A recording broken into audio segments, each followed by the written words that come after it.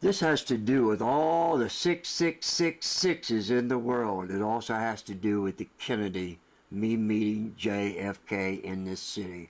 Let me show you where I lived. You see this yellow line right at the front of the door?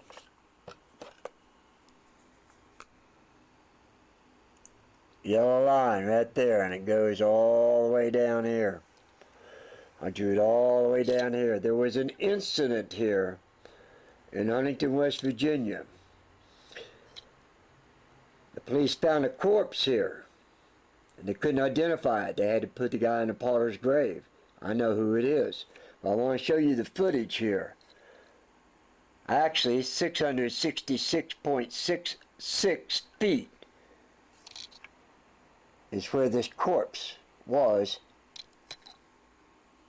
from my front doorway. Now I'm going to show you something else. And here's another line where the corpse was, straight over to this house is the house of Toby Holbrook, a baseball teacher at Huntington High. But his son became Skip Holbrook, the chief of police of Huntington, West Virginia, and now the chief of police at Columbia, South Carolina. But looky here. We're still saying 666.66 feet to almost the middle of his house.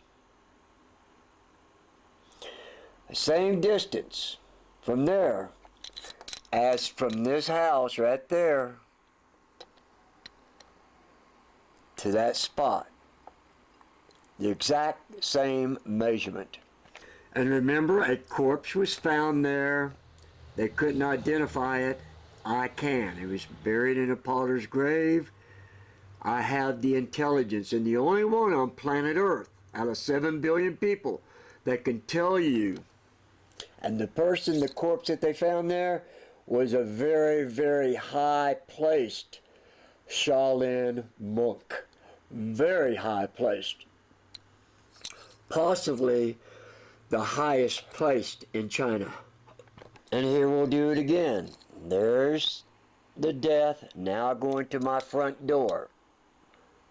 Right there. My front door at 350 South Walnut Street. You see, 666, and you could say 66. This thing is very touchy. So, from my front door down this way, 666.66 feet. Now, from that point, between 110 Midvale and 120 Midvale, now you move the line towards the Holbrook's house, which was 666.66 feet. Now we're going to try to extend this line to that line and make a pyramid. And there's the pyramid. This side and that side is equal to 66666, and this side is 4666, 200 foot shy of what the other measurements were. Now, you see where the hand is right here? There's a house on that road, Roland Park Road, and this woman saw me and another guy in front of this house right here, and it looked like we were having a scuffle. She called the police came out. I chased the guy away because we weren't having a scuffle. It was an intelligence operation, and I talked to the police. So there's a police report in 1963 from this house that was called in about a disturbance in this house right here, and it'd be on records in the Huntington, West Virginia police report sometime in 1963. And I would say the summer of. It wasn't the spring, it wasn't, I don't think, it wasn't the fall. I'm saying the summer thereof. All you have to do is go to Huntington, West Virginia and go through the police reports filed. You'll find the house right there. It has to go on record as to who called the house and everything, and then you have a record of what was going on and everything. Now, the situation let me stop. So the body found there became what do they call it? A potter's grave. exactly the same distance from Chief of Police of Huntington, Chief of Police of Columbia, and one of the best coaches, I guess, at Huntington High baseball. And this house I grew up in. I am one of the most unknown CIA operatives ever. I was a good friend of John Fitzgerald Kennedy. Now let's go down this line right here and let me show you something. This house right here is where I met Lee Harvey Oswald. He was scrounging around up here, looking down here. He knew I was living here, you know. I had him sent to me, but I was able to see him, and I knew what was going on, so I walked up here, and I pulled him out of his hiding, which he was actually hiding right on this line on the back side of this house, which we actually met and talked on the front porch, which this woman right here called the police on, which there is a police report of me using my name, and no one else's name was involved because I chased the police away. Now, from the front door there to the sidewalk over there is 66.66 feet. On 9/11/1966, I walked out of that door straight to that area and met a man right there. The man's name was Robert Francis Kennedy. He had just been able to open up the secret documents of John Fitzgerald Kennedy that he could not open until 9/9/66. Him and Teddy Kennedy came down here, and let me show you where they parked.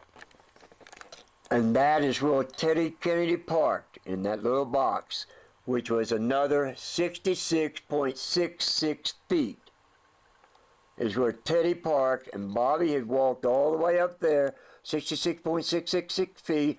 I had walked 66.66 feet to meet him. Then we both walked to the car, 66.66 feet. Now watch this. You see my hand way over here. 666 feet. Topographical, above sea level. And it's all 666 foot right there. And look where they parked. They parked at the 666 foot elevation of planet Earth in Huntington, West Virginia.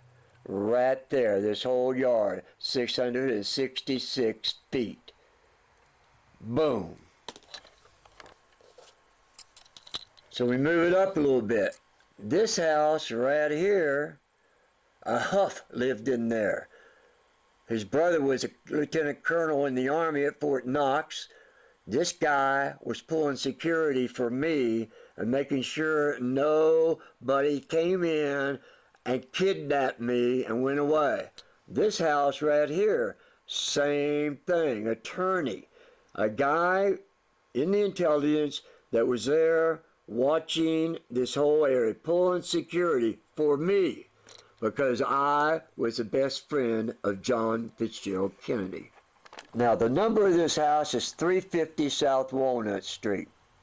350 is the number of years that Noah lived after the flood. The name Chittim, Chittim, or Kittim, was a great-grandson of Noah. And they ended up going to the northwest. They ended up settling up in, the Chittim settled in Greece, Italy, Sicily, France, Spain. They went west. The Roman Empire was named the Chittim Empire, Chittim Empire, Chittim. My last name. The Roman Empire was known as the Chittim Empire. That's history, people. That's fact. What's interesting now is this road right here, this gravel alleyway.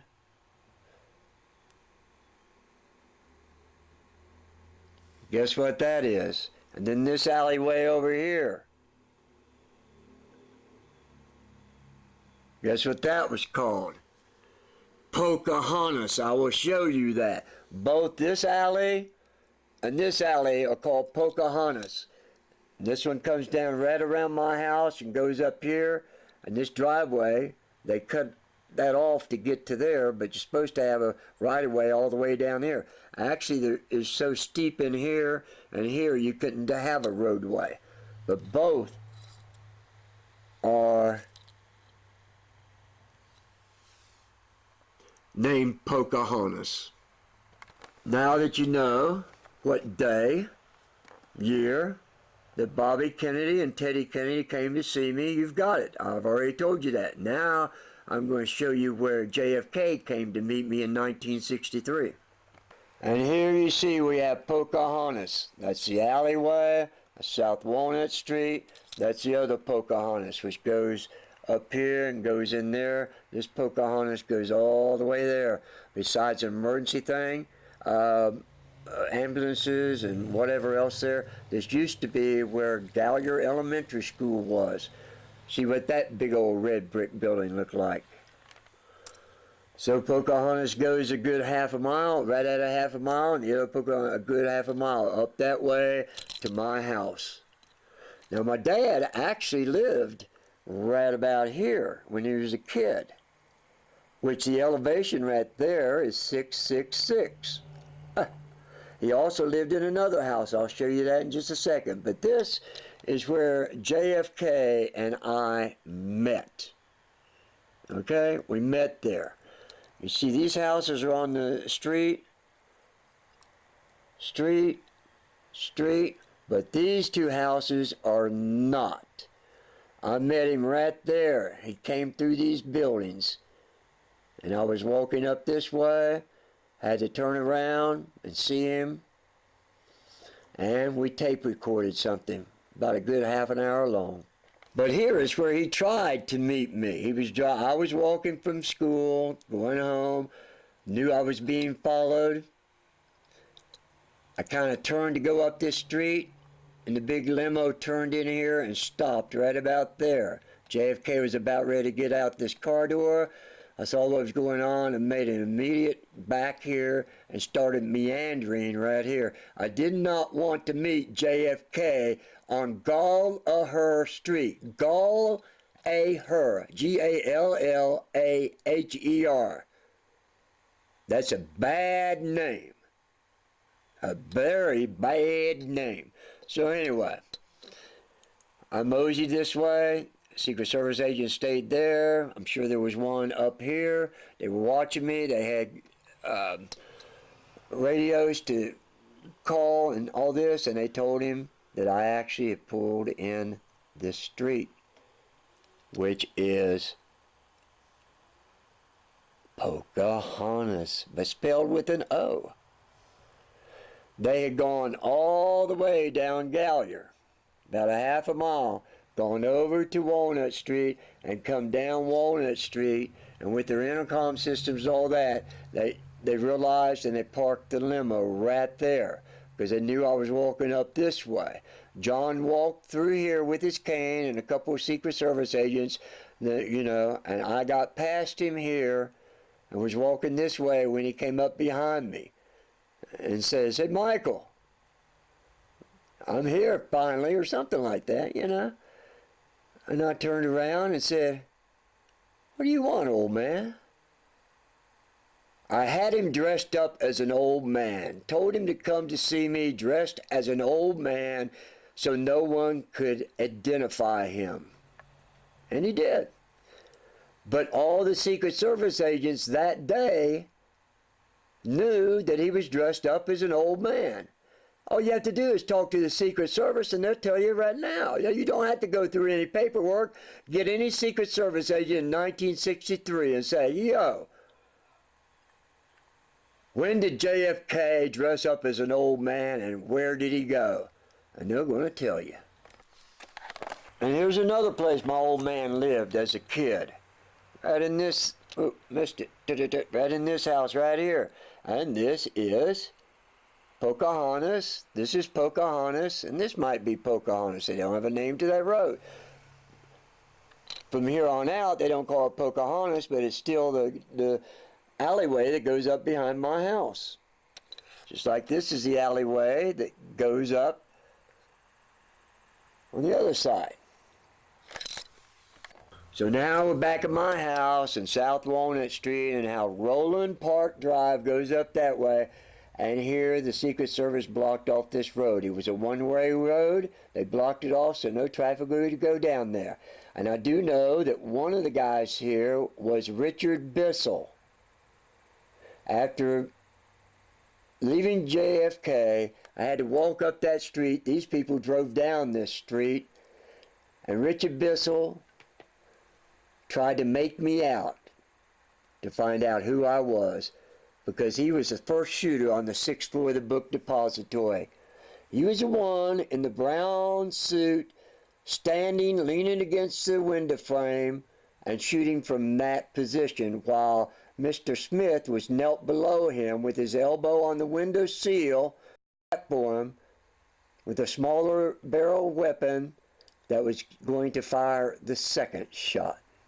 And when the police came to see what the scuffling was all about over that police report, I sent Lee Harvey out this way because they wouldn't find him. And I stood there and I talked to the policeman, gave him a report. He got my name. Go see it. Go read it. Right? See what he wrote down, people. See what he wrote down that I said. You might be interested. The question is, what did I bury in the backyard of this house, and what did I put under insulation in the roof of this house? Or maybe put something in the walls. Lordy, lordy, lordy. So when you find the police report, you will know on that day the contact to Lee Harvey Oswald, told him what he needed to do, what he should do, what was going down, how he still had to stay in the game and play the game and use the right wordage and to be the spy that they didn't think he was. Huh. The funny thing, they didn't build this place. See where it goes? Clinton Place. Till 1963, I don't think. Ain't that funny? I wonder why the father let them put Clinton Place right there. Y'all have any idea? I do. Just for the fun of it, let's play this Clinton Place over here. So I pull it 466 foot right at the sea. 466. Right where the white, right in the middle of that circle, is 566.66 feet. And right where the road meets Gallier,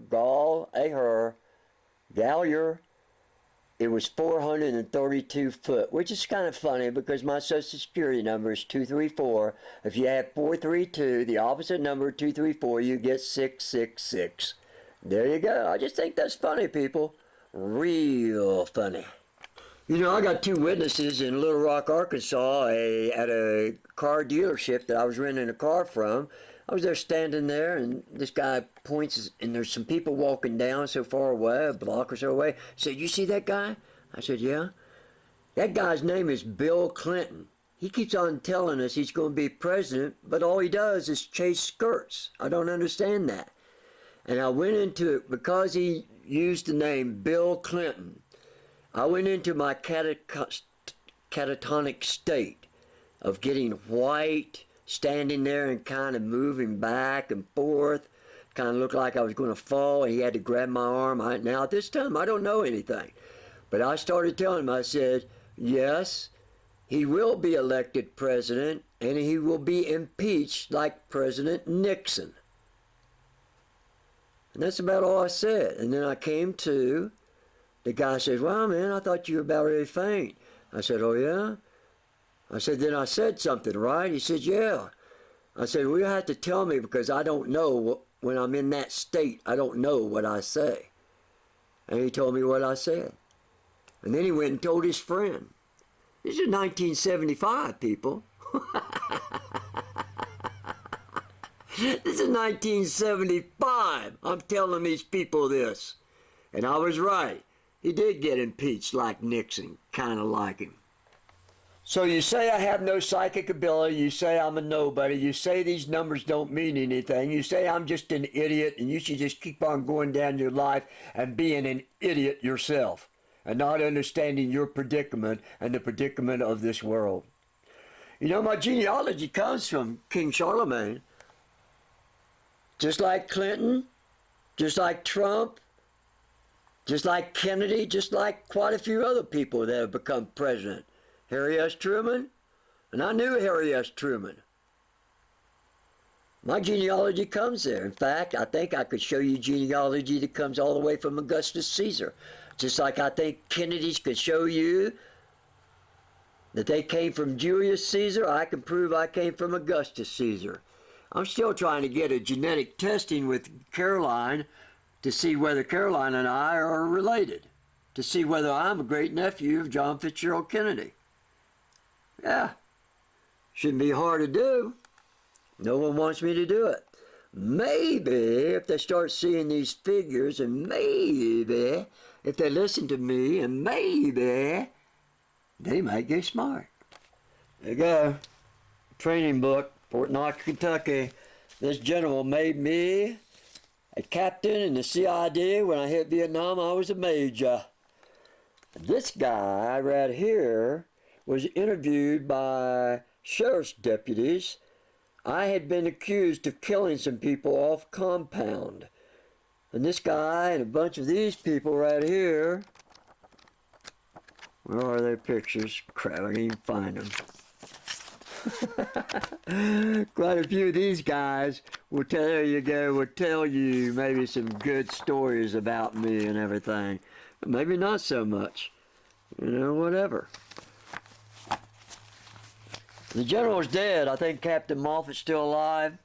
Interrogate him. In fact, you can go to Fort Knox, not Fort Knox, Kentucky, probably Elizabethton, Kentucky, and find out whether those two Hasidic Jews that was murdered were actually staying there or were staying in Louisville, Kentucky. This is the last of July, the 1st of August, 1968. They had come to threaten me.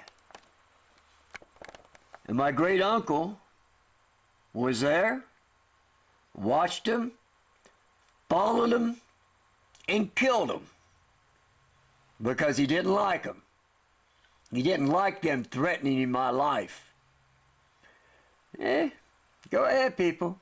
One more thing here. I made a longer form of this. I'm trying to make this real short. Here's a car wreck that they booby-trapped on me. Alan Dulles, paid contractor. Look at the steering wheel. Totally, man. I was killed instantly. 2 Eagle Boy Scout Country Award winners found me, knew I was dead, prayed over me in the name of Jesus Christ, and I came back alive. There you go. And here's a real quick one here. She worked in Pentagon in the 50s. One of the best secretaries for all the high generals in the Air Force. I had her steal many documents to prove that there was UFOs and this and that and everything. They're still hidden. I can bring them forth any time. And some of them are absolute paperwork. They're not copies from the Pentagon. They are the absolute papers. And here's the ring that Jacqueline Bouvier gave John Fitzgerald Kennedy. Not really. The onx was about a quarter as big as this, and it had 6 diamonds around it, Star of David around it. On the, it was 28 karat gold, and on the inside it said, "Love forever, Jackie." And here's the proof of that. Here's my polygraph test, October the 19th, 11 days before I found out how badly the VA had poisoned me and how really sick I was. You know, I'm still alive. It doesn't matter who's dead and all that. It's not that I did know them. I'm alive, so it's I do know them, okay? I do know them. So here you go. You know JFK? Yep. Robert? Yep. Frankie Wisner, director of plans? Yes. In fact, Frankie Wisner was killed by Dulles. A hit on him. He didn't commit suicide, killed by Dulles. Bissell And Bissell was the one who killed Wisner. And Bissell was the one that shot the bullet, first bullet, from the 6th floor of the book depository. Look at that. Buy, sell. The double sell. Allen Dulles found out that Bissell was a traitor, but decided he could make him a triple agent, and that was not the case. So Bissell was the first shooter, and here's the last one. Did John F. Kennedy give you to you the engagement ring that was given to him by Jacqueline Bouvier? Yes. All of them were correct. No deception at all. Go ask Caroline Kennedy whether she wants that ring back. You know, I've been trying to get that to her for a number of years. I just can't get anybody that's got any sense. I can't get anybody that has any class. I can't get anybody